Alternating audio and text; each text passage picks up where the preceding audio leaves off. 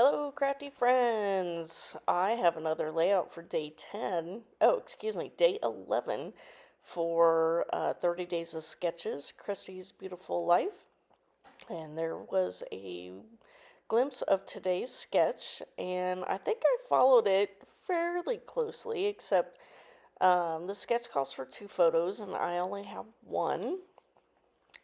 And let's see, so here you can see I'm kind of trimming up and my papers, and I did decide to create like a window in my paper instead of laying paper on top to make that window. I decided to pop that outside that kind of looks like a large Polaroid up and put my items inside and underneath of that photo frame. And you'll see a little bit here of what that looks like. So this is my daughter at her senior prom. And oh, this piece here, I believe that was dated like 2006. It's been on my stash for quite a while. It was something that Prima made a long time ago. And really, it's just like a, a sprig of glittery, I don't even know what to, like glittery plastic wandy things. And there's some beads on it. And I just felt like this might be one of my last chances to use something sparkly kind of like that. So I decided to make it work for my layout. And it was also another reason why I needed to pop up the frame, because the bottom of it that holds all of the little stringy pieces that go up was a little bulky. And so I wanted that to be hidden below the frame area. And so I originally was going to use one of those Dina Wakley tags, but I felt the white was too bold, and I could have used like inks and things like that, but I had also brought along this piece of vellum, and so I decided to put the tag there and make it out of vellum so you can still see kind of what's going on, and that's where my title is going to go. And so using my We Are punch to make the whole reinforcer. It's kind of hard to see that there is a tag there out of vellum, and kind of like a ghost tag. Ooh. So let's see. I get the reinforcer on and punch the hole, and so now I'm kind of starting to get the spacing of some things figured out, and now I'm creating some banners to go underneath those smaller flowers up towards the top. So I just used some of my scraps and that I had from either previous layouts.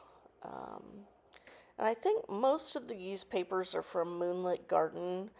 The background piece, it might have actually been from, what was it, Curator's Meadow line from 49 and Market, but it all worked really well together. So here I'm kind of checking the spacing, and I'm ready to start putting some things together. So I did map my photo in that dark charcoaly color and spacing things out. And so you're gonna see, oh, I did decide to use some black soot, Tim Holtz Distress Black Soot, to ink around everything. I'm using a foam applicator, and this is one of his really old applicators that went before I think they're round now, but this one's one of the rectangle ones, and just that's what I have in my stash, and so that's still what I'm using. And getting all that done, and then I had pulled out the sparkly like a gel paste, and for somebody else to use. And I got to look, and I'm like, I think I'm gonna use some of that on this background. So, oh, okay. Now I gotta back up because I haven't got to that part yet where I am putting the sparkle on my background. But here I am cutting up my foam pieces and making the background stand up a little bit higher. Now I did have to put 2 layers of foam on this bottom area because of the thickness of that where my where the sparkly branches are. And here's where I decide to that I start to stick it down, and then I decide, I think I pull it off. And here's where I decide to use this floral stencil by Tim Holtz and use this sparkly paste and add to the back. And so it's just about gone. I've actually had this for quite a while, and so it was kind of getting gooey. So really, it just needed to be used up, and before it went bad. And I was testing a little bit behind where the photo would go just to make sure that I liked the look of it before I put it all over the areas where you would see it.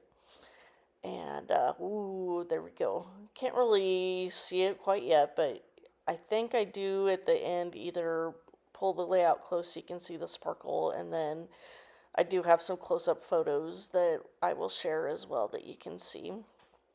And so just there you can see I'm scraping the bottom, just trying to get enough to get it all over. And then it was time to eat dinner, so that was perfect. By the time I got the whole background covered, it was time to eat. So that gave my layout a chance to get completely dry, so then I could get the photo frame stuck down. And so here I am now working on the tag again with my title. And I did tie some of this crochet thread. I don't know what it is, but it's a good thickness. It's not too thin, it's not too thick. And I did use my tiny attacher to attach the string to the end. And since these thickers they're chipboard and I've had them for quite a while, they weren't overly sticky anymore once you took it off the original sticker backing. And so I am adding liquid adhesive to each letter. And then once I have everything down, I don't like adhesive to show through the vellum, so I did go back and just put little dots of liquid adhesive behind each of those letters as well to stick the tag to the page. And getting those banners down and putting some of the final touches on. I did decide that I could put a little bit of adhesive behind the tag reinforcer as well. And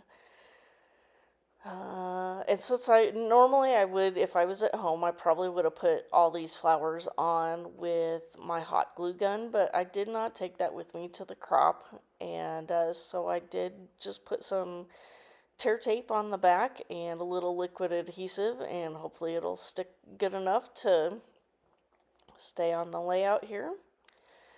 And it did survive.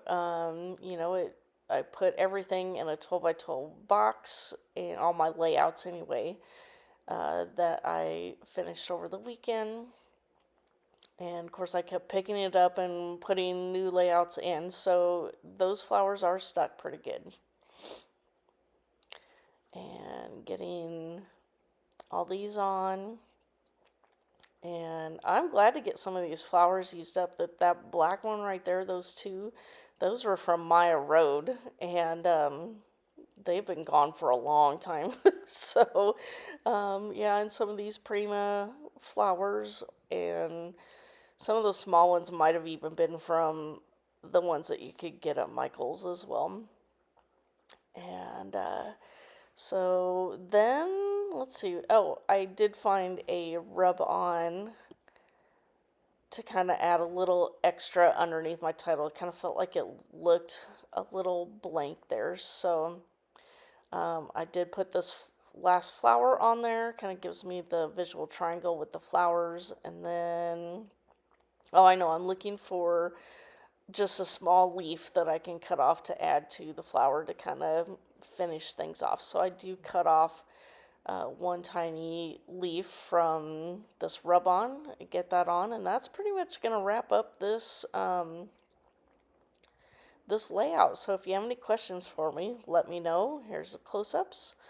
And if you wouldn't mind, give me a thumbs up and subscribe if you like what you see. Otherwise, we will see you next time. Thanks for watching.